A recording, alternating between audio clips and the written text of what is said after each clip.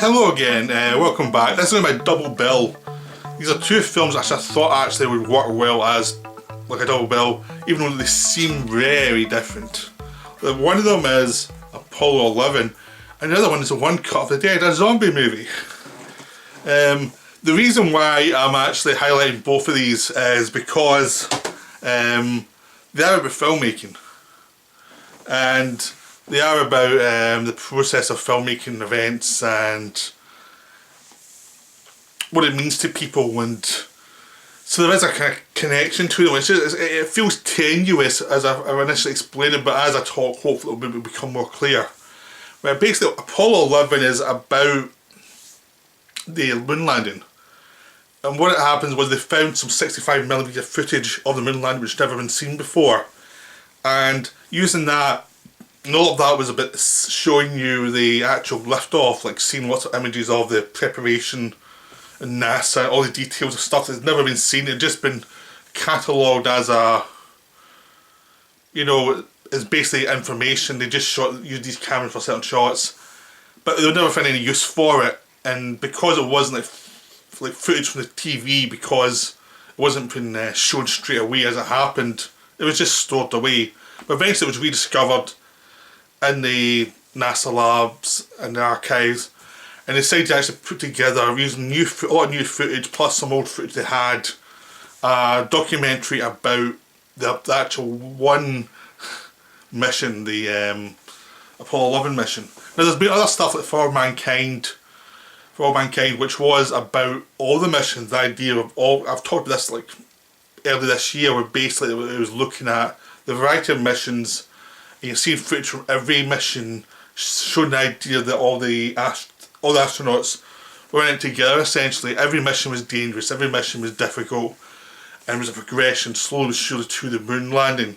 And this one, it's just about the moon landing. There's no voiceover, and from All Mankind there was lots of voiceover from the astronauts getting their point of view. And this one, there's no like voiceover telling you about it. You get some graphics every so often showing you what they're doing, but usually it's just watching them as they go through the experience. So it's communications from the astronauts back home, it's seeing people in the control room, and just all the detail about what it took to actually put a man on the moon, and what was the process, and various cameras of things that probably weren't useful at the time for promotional purposes that actually show the human side of it, but are not really focusing on trying to impart any information. It's just like a documentary about the experience rather than try to put any meaning to it. It's just like, you're watching this to get what happened. We're not trying to tell you anything else. This is just what happened at the time.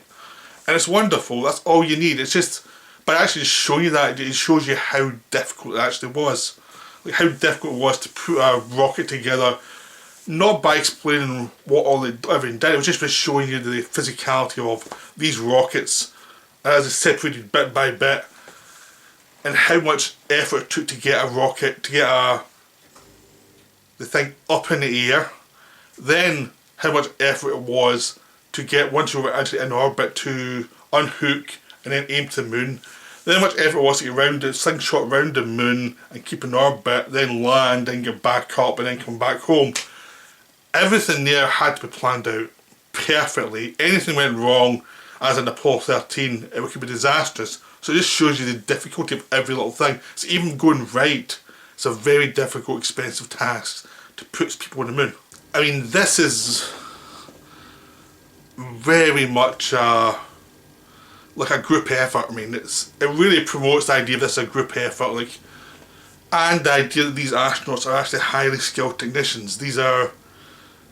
They're there for a reason. They're not there because they're photogenic. They're there because they actually know what they're doing. Because if you ever hear them talking, it's very formalised. It's not. It's from a regimented style of talk that is very much aware of what they can say, what they can't say. They're there because they're engineers basically, and they're going to make sure the ship arrives when it should arrive. They're going to make sure that the various orbits are in alignment so you can actually get home, because you have to actually get to the right place, drop someone off, and then catch someone as they come back up again, and make sure you don't use up too much fuel so you can connect anything you're back home. There's lots of highly technical details that require lots of planning on the ground, lots of information sent back up to the craft, and highly skilled pilots and technicians who can actually do it, and who can do their job and actually do everything that is required of them. And that's what this film does without telling you. It just shows you them at their job. It becomes a case of this is what they do, this is the difficulties, but you see them doing it rather than having it explained to you. And that's what's wonderful about the film. The film's about the mechanics of it. It uses filmmaking to show you the joy, the terror and the excitement about the event, but also shows you the exact details that are needed to get it right and to get it done, and also the majesty of space. I mean, there's nothing there, but it's still a stunning set of imagery, especially when you land on the moon. You can see the moon, and it's highly detailed as you can possibly see it. And you can down it with the craft sometimes, and you can actually see a lot more detail you would normally, because it's like this was released on 1080p, and you can see the details of the moon and the different craters, and a sense of a living planet rather than. I mean, we saw old images that were more low definition.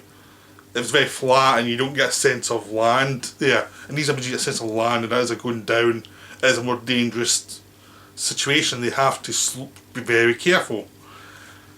And so it's a wonderful film. It's just wonderful. I mean, if you follow my channel, you know that I do any chance I can do talk about space travel, I will do it. So this is a wonder to watch. This is great. I think For All Mankind's a better documentary because it gives context to the whole of the missions.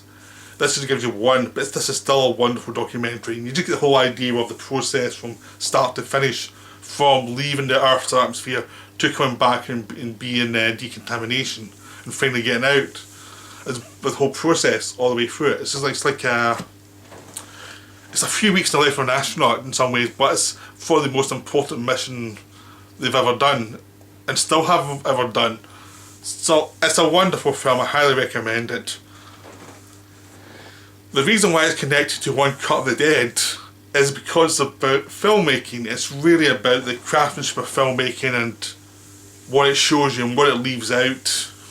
You know, One Cut of the Dead, I'll explain roughly, and then I'll forget any spoilers, because there's something you need to talk about with One Cut of the Dead that requires spoilers, but I'll do a rough thing before I go into spoilers of just how good the film is.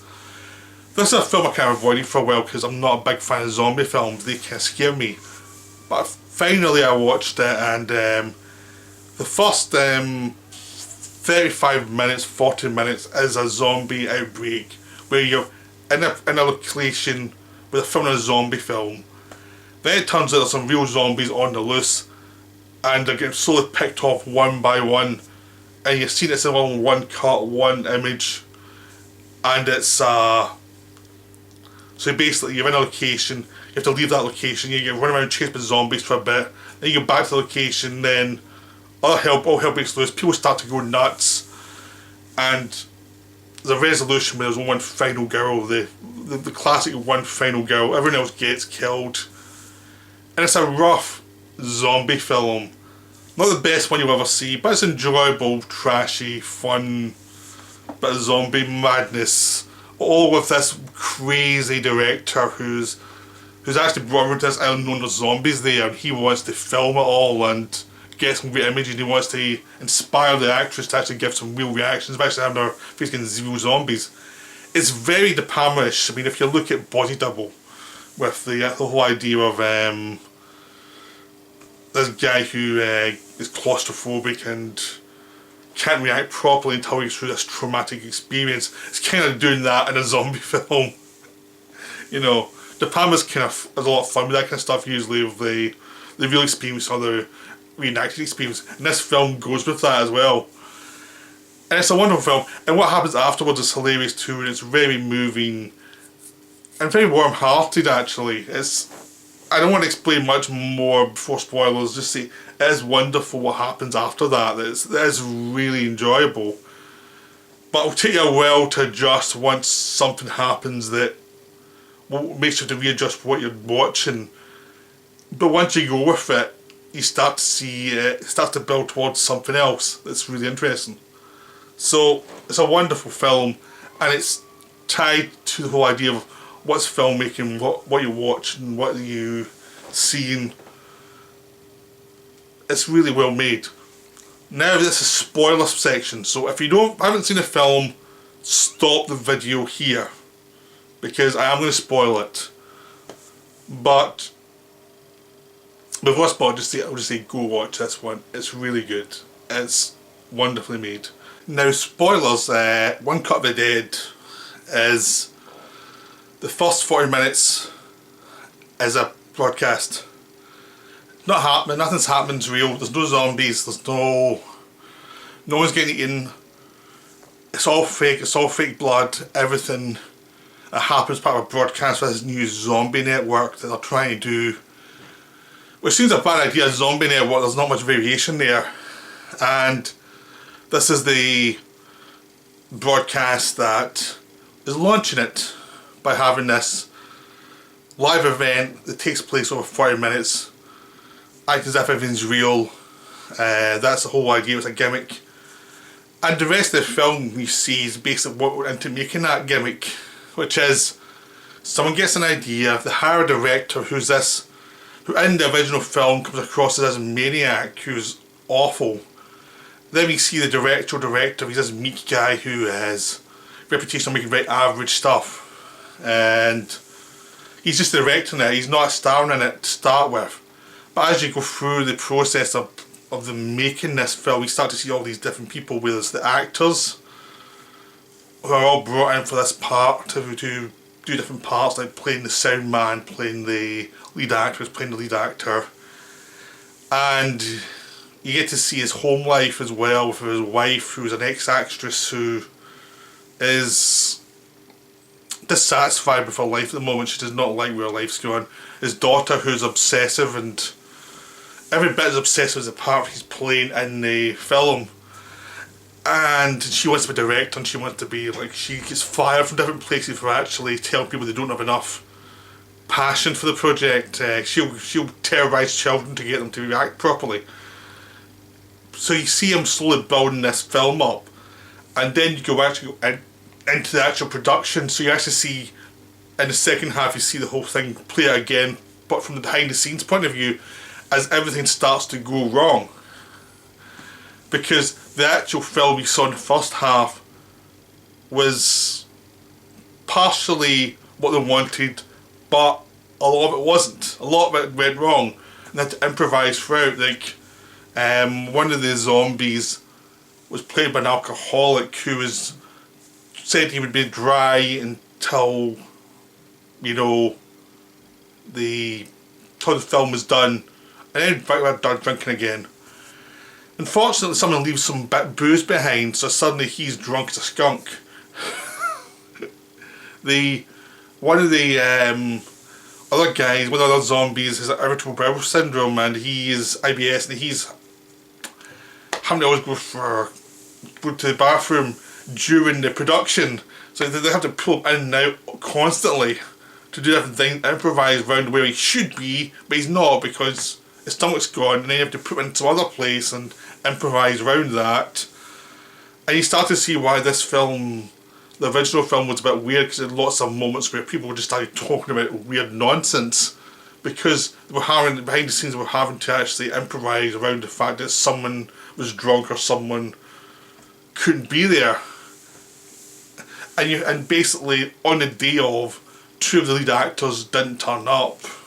Basically the guy playing the director didn't turn up, and the woman playing the makeup person didn't turn up, so the director has to take over the part of the director, and his wife takes over the part of the makeup woman.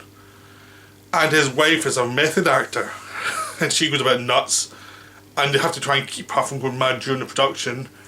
And the director suddenly lets out all his frustrations in this part of dealing with people and dealing with the compromises that's left his career this kind of mediocre mess. And at the same time his daughter's in the background helping out, and she's in her element because everything's going wrong. She can order people around saying, do this, do that, do this, and get it done. And she's shown herself to be really good at her job, that kind of thing, even though she's not even paid. And you see how all of this starts to join together. You find out the pretentious actor who's leading man is getting slapped by the director because he's fed up with him and actually put it into the film. Because this guy who was taking everything a bit too seriously for what's basically a zombie film. And the lead actress is trying to go with everything that's happening. You've got a cameraman with a bad back. It's just hilarious, all the stuff that happens. And it is very much like a Robert Zemeckis film, the early Robert Zemeckis films, where everything hell breaks loose in the second half of the film and you see them trying to keep going and going and going.